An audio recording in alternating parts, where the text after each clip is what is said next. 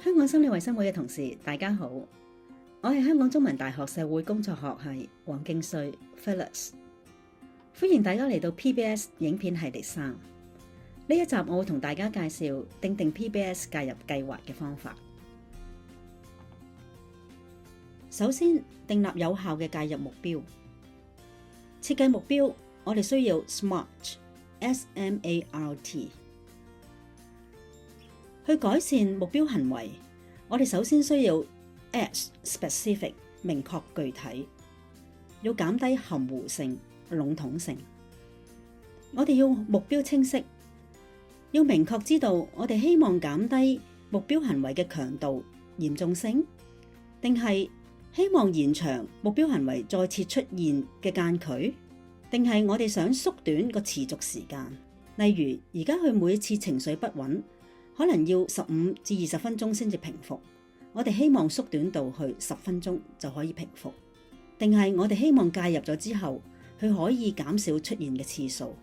由而家嘅1日5次可以減低到1日2次。第二點 measurable 可衡量的，我哋 PBS 嘅介入希望可以做到一個前後嘅對比。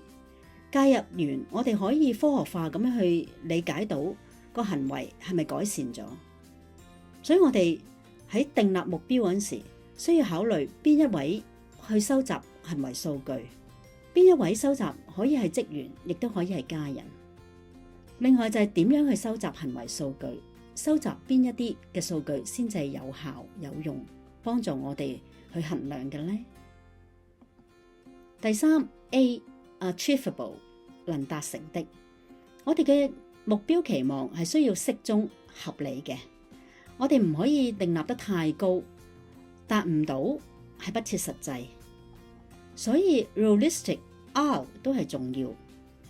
首先而家我哋訂立個目標，其實係咪實際嘅需要嚟嘅？係咪當刻最需要去處理？另外要達成呢個嘅效果，所花嘅資源又係咪值得呢？最後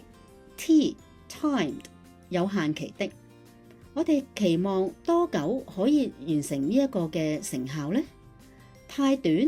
又不切實際，因為可能有一啲嘅行為咧係需要時間慢慢去改變，但係太長，其實我哋亦都冇一個動力咧去持續做一個介入，所以我哋要係衡量一個好適切嘅一個期限，去進行一個前後嘅對比，進行一個嘅檢討。第二步，訂立介入策略，可以分即時回饋策略同積極主動策略。無論邊一個策略，我哋都明白到一個人嘅行為往往同佢身邊嘅環境同埋其他人嘅互動咧有密切嘅聯繫。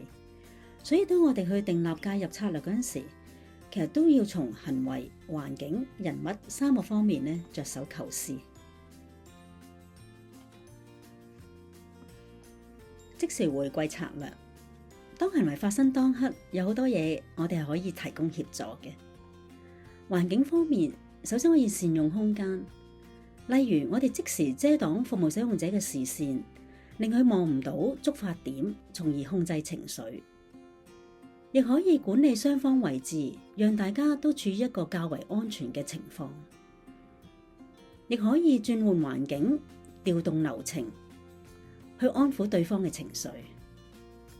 人物方面，我哋留意一下我哋嘅口頭指示係咪清晰，係咪令對方一聽就明。我哋多啲運用鼓勵嘅說話方式、語氣同埋內容，讓對方明白，知道我哋係關心佢嘅，亦都讓對方知道我哋係積極聆聽緊佢嘅需要。亦都可以運用一啲注意力抽離嘅方法，分散佢嘅注意力。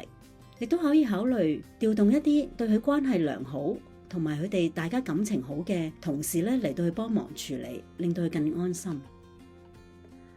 無論咩方法，我哋嘅原則都係要使用最少限制嘅策略，要減少行為約束同埋活動約束。長遠嚟講，我哋需要設計積極主動介入策略，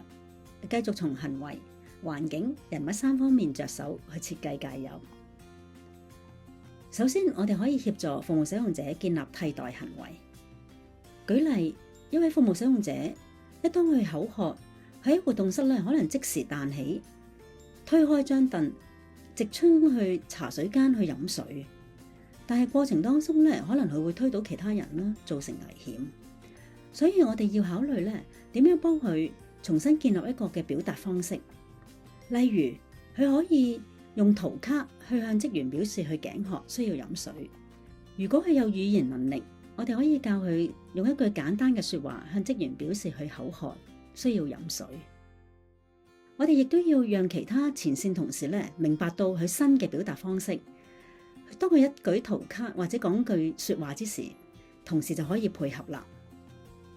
第二，更改環境條件，包括事件、觸發點、流程、活動同人物。我哋有一個口訣：加減乘。就住服務使用者嘅需關注行為，有陣時我哋係需要加多一點，例如增添設備、擴大空間、提供多啲嘅選擇。有需要嗰陣時要增加人手去處理，亦都可以喺活動嗰陣時多給時間，讓佢哋慢慢好好咁樣去完成個活動。有需要嗰陣時，我哋又要減少一點，例如減少環境嘅刺激源啦，縮減活動嘅人數啦，人數少啲，可能個氣氛又會好啲，或者縮減活動嘅時間。另一啲專注力唔足夠嘅朋友咧，佢哋都可以安心咁樣去完成。亦都需要減低複雜嘅程度，令到佢哋咧容易啲達成個活動目標。有陣時我哋亦都要變化一下，例如修改個流程啦，改變設備嗰個模樣，令到佢配合佢哋嘅需要啦。多啲運用一啲新工具去協助佢哋可以去活動嘅進行啦。事先規劃好或者預告俾佢哋知，其實有啲咩嘢會發生，讓佢哋咧多作心理準備。有陣時亦都要轉換人手，讓佢哋熟悉嘅同事咧協助佢哋嘅活動。最後亦都可以更改成員組合，例如喺一個小組活動，我哋亦都可以考慮成員嘅組合，令到佢哋可以咧更加順利同埋和諧咁樣去進行活動。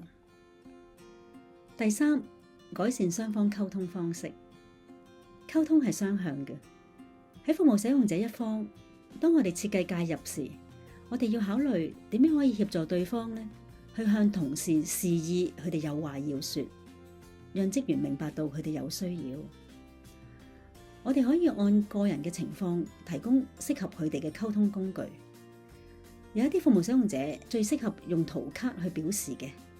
但有一啲咧，可能佢哋用動作、肢體去表達咧，已經可以令到職員明白啦。我哋亦都要讓佢哋知道，當佢哋有需要之時，係向邊位職員去表達同埋溝通係最奏效嘅。至於我哋同事一方咧，我哋都要考慮翻我哋自己嘅表達方式咧，係咪正面，係咪可以加強到咧溝通嘅意欲嘅。例如，當服務使用者做咗一啲唔係咁恰當嘅行為之時咧，我哋要避免直接嘅指責，因為呢種嘅指責咧，只會令到佢哋咧